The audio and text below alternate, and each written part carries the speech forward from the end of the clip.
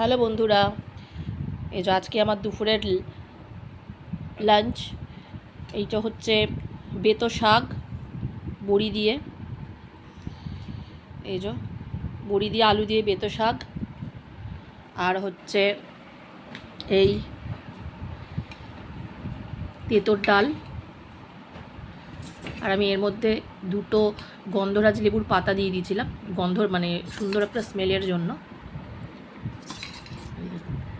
এই হচ্ছে ডাল, আর ডালের সাথে খাওয়ার জন্য এই হচ্ছে পটল ভাজা আর আলু ভাজা, আর করেছি ঝাল ঝাল করে